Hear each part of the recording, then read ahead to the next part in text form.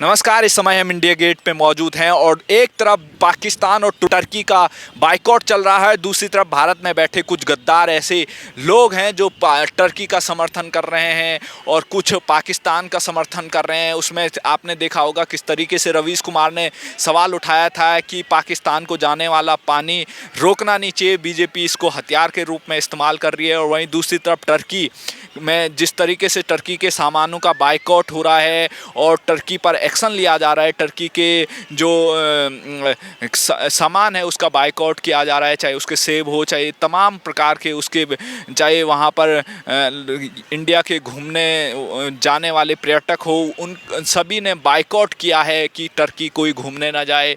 और तमाम ऐसी खबरें आ रही हैं। लेकिन इस बीच राजदीप सरदेसाई जो इंडिया टुडे में पत्रकार हैं, ये काफ़ी बौखला गए हैं इन बाइकआउटों को लेकर। जिस तरीके से टर्की का बाइकआउट हो रहा है उस पर बौखला गए हैं और कह रहे हैं ये इंटरनेट वाली आर्मी काफ़ी डेंजरस है, उनको ये देश का नुकसान कर रही है। तो राजदीप सरदेसाई को बताना चाहिए कि वो जिस तरीके से किसका नुकसान हो रहा, टर्की का नुकसान हो रहा, पाकिस्तान का नुकसान हो रहा, तो इसमें राजदीप सरदेसाई को क्या डर है? राजदीप सरदेसाई क्यों टर्की का समर्थन कर रहे हैं, क्यों पाकिस्तान के फेवर वाली बात कर रहे हैं? आपने देखा होगा अभी एक उनका वीडियो आया था उन्होंने जिसमें राफेल को गिराने की बात की। उन्होंने कहा कि आर्मी चीफ और एयरफोर्स चीफ ने जिस तरीके से उसको नकारा नहीं है कि हमारा कोई राफेल गिरा है या नहीं, इस पर अटकलें हैं, तो इससे ये लगाया जा सकता है कि शायद राफेल एक हमारा गिरा हो।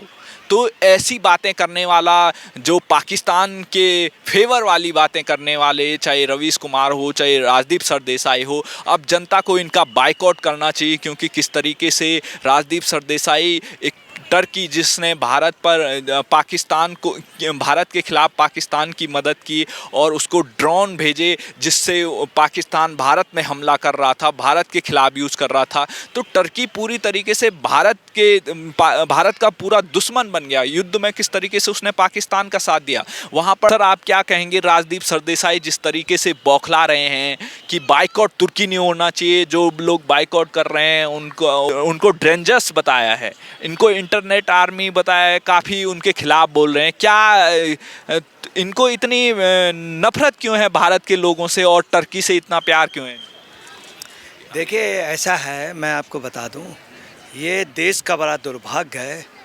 बिपिन रावत जी अगर कहते थे सीरियस कि 2.5 मोर्चे का युद्ध है, तो 2 मोर्चे का हम लोग जीत गए हैं और आधे मोर्चे का भी हम लोग जीतने जा रहे हैं।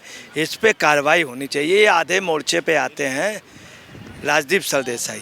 आपको बता रहे राजदीप सरदेसाई देश के खिलाफ और सेना के खिलाफ क्या कह रहे हैं कि जो लोग तुर्की के सामान का बाइकआउट कर रहे हैं, ये नॉइस आर्मी है।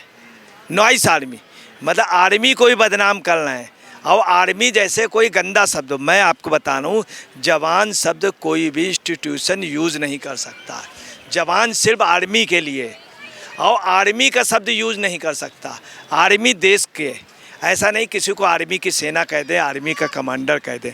इनका चूँकि आर्मी के, देश की आर्मी के प्रति इनको नफ़रत बढ़ी है। इन्होंने देश की आर्मी को कोई भी धन्यवाद नहीं दिया, ना इन्होंने दिया, ना सलमान खान ने दिया, ना ही रवीश कुमार ने दिया, और ना ही आपको बता रहे हैं आमिर खान और शाहरुख खान ने। एक तो ये रहा।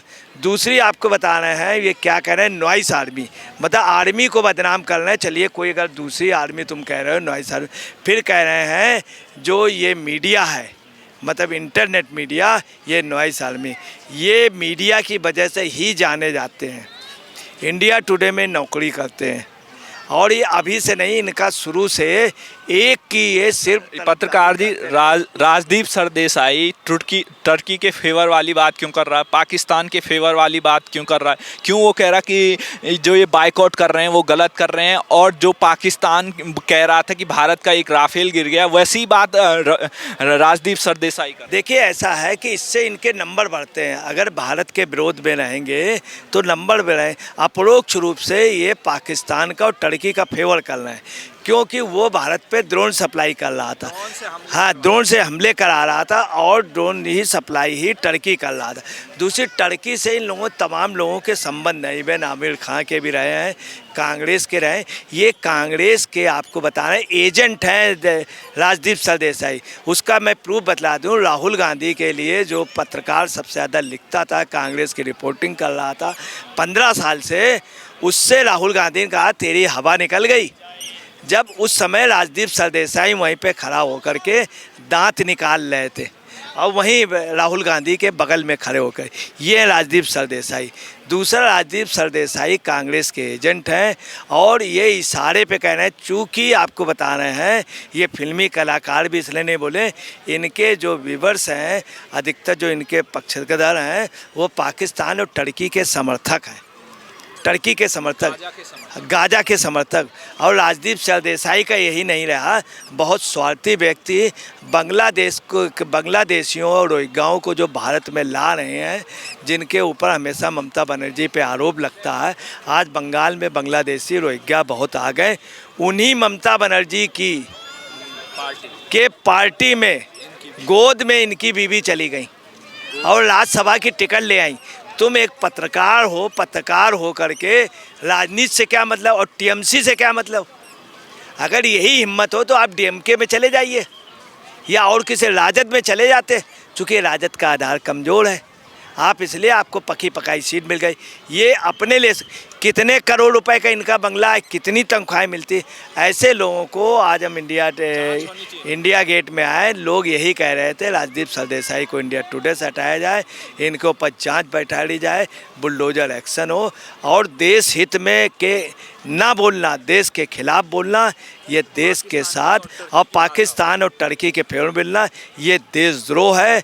ऐसे लोगों पे एनएसए पे कार्रवाई होनी चाहिए। आम जनता ये बात कह रही है। सर, ऐसे ही पत्रकार जैसे जो देश के खिलाफ बात करते हैं, पाकिस्तान के फेवर और टर्की के फेवर की बात करते हैं, उसमें राजदीप सरदेसाई हो चाहे रवीश कुमार हो, ये लोग ऐसी बातें क्यों करते हैं कि जो चीज़ भारत के खिलाफ हो?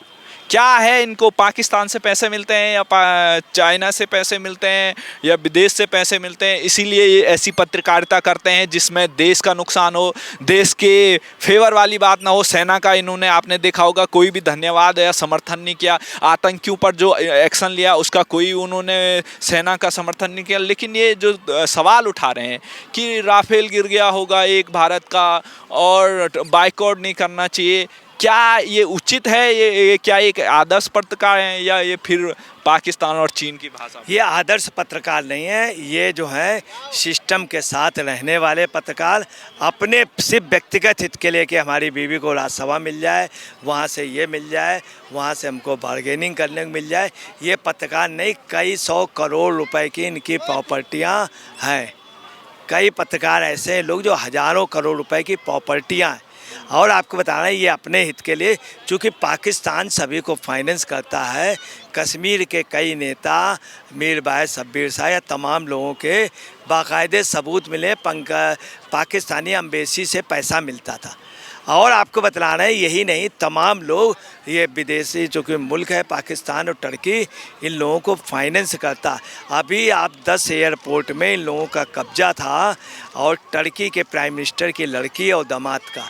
यही आमिर खान जो है इजराइल के राष्ट्राध्यक्ष के कहने पे भोजन करने नहीं जाता है और टर्की के राष्ट्राध्यक्ष की बीवी के साथ जाके बैठता है, क्योंकि उन्हें पता है कि टर्की और पाकिस्तान दोस्त हैं। और इन्होंने अब तक, आपने देखा होगा, सेना के समर्थन में एक भी ट्वीट नहीं किया, सिर्फ ये कहा कि आतंकवादी हमला वगैरह।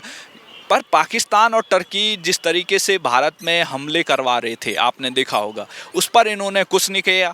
कहा, आप जो भी हमारे दर्शक हैं उनसे हम कहना चाहते हैं कि आपकी इस खबर पर क्या राय है कि जिस तरीके से राजदीप सरदेसाई बाइकआउट टर्की वालों के खिलाफ अब बोल रहे हैं और उनका बाइकआउट कर रहे हैं, क्या ऐसे पत्रकारों का भी बाइकआउट होना चाहिए जो देश के खिलाफ बोल रहे हैं, जो पाकिस्तान के फेवर की बात कर रहे हैं, टर्की के फेवर की बात कर रहे हैं? क्या इनको वहाँ से पैसे मिलते हैं? इन सभी मुद्दों पर आगे भी जो अपडेट होगी बने वो उस खबर को हम आपको दिखाएंगे। तब तक धन्यवाद।